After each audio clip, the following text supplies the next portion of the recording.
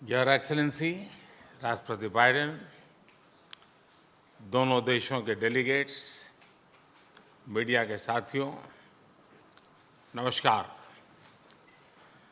सबसे पहले मैं राष्ट्रपति बाइडेन को उनके मित्रतापूर्ण शब्दों और भारत अमेरिका संबंधों के बारे में उनके सकारात्मक विचारों के लिए धन्यवाद देता हूं।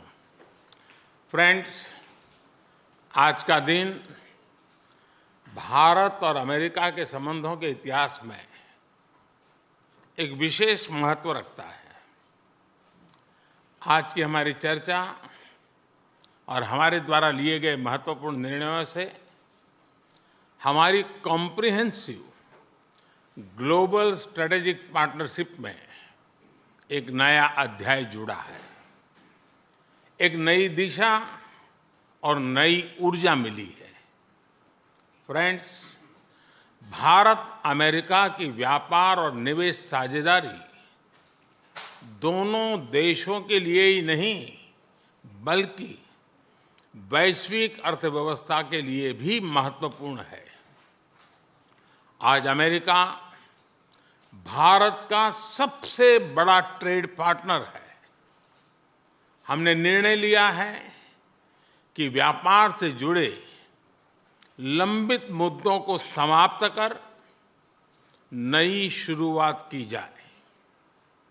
आईसेट यानी initiative for critical and emerging technology हमारे तकनीकी सहयोग के महत्वपूर्ण फ्रेमवर्क के रूप में उभरा है।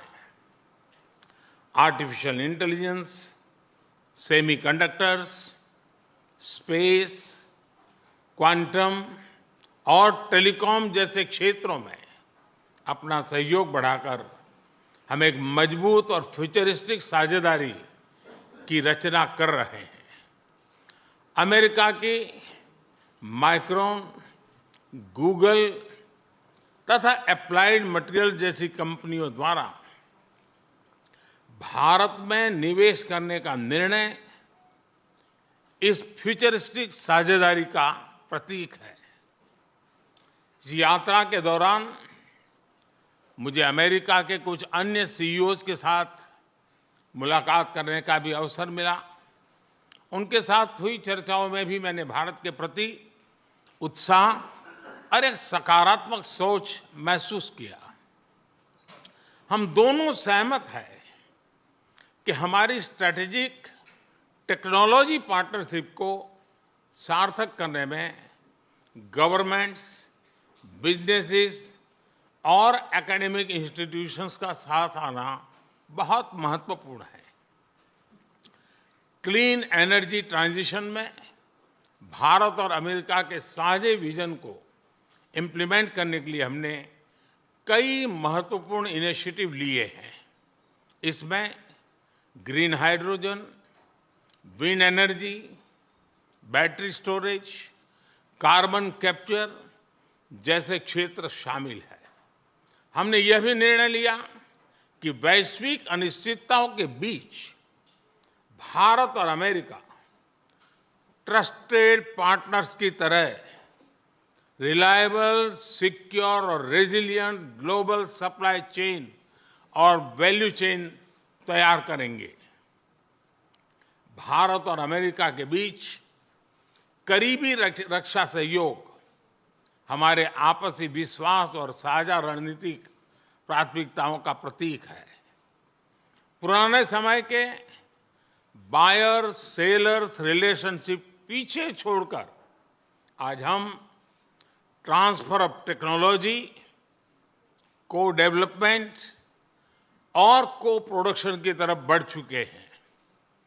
जनरल इलेक्ट्रिक द्वारा भारत में टेक्नोलॉजी ट्रांसफर के माध्यम से इंजन बनाने का निर्णय एक लैंडमार्क एग्रीमेंट है। इससे दोनों देशों में रोजगार के नए अवसर भी खुलेंगे। यह आने वाले समय में हमारे रक्षा सहयोग को एक नया स्वरूप देगा। इस सहयोग में दोनों देशों के रक्षा उद्योग और स्टार्टअप्स महत्वपूर्ण पार्टनर्स हैं।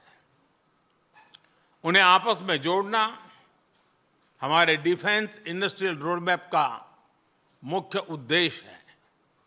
स्पेस साइंस और टेक्नोलॉजी में हमारा गहरा और वर्षों पुराना सहयोग रहा है। आज हमने आर्टेमिस अकॉर्ड्स में शामिल होने का निर्णय लेकर हमारे स्पेस कोऑपरेशन में एक लंबी उड़ान भरी है। संक्षेप में कहूं तो भारत और अमेरिका की साझेदारी के लिए even sky is not the limit. Friends, हमारे संबंधों का सबसे महत्वपूर्ण स्तंभ हमारे पीपल टू पीपल टाइज है। भारतीय मूल के 40 लाख से भी ज्यादा लोग आज अमेरिका की प्रगति में महत्वपूर्ण योगदान दे रहे हैं।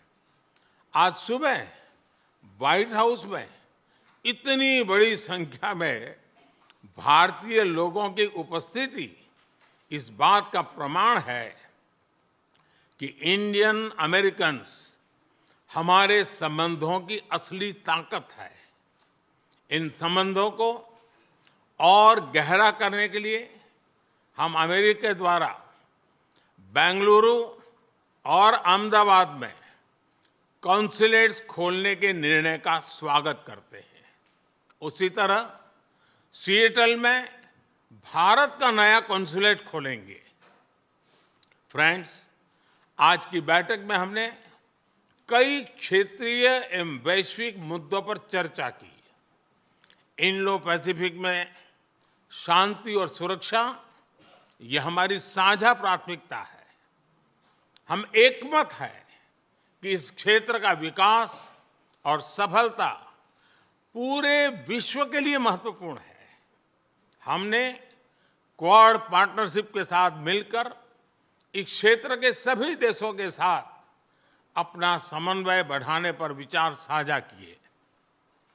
आतंकवाद और कट्टरवाद के खिलाफ लड़ाई में भारत और अमेरिका कंधे से कंधा मिलाकर चल रहे हैं।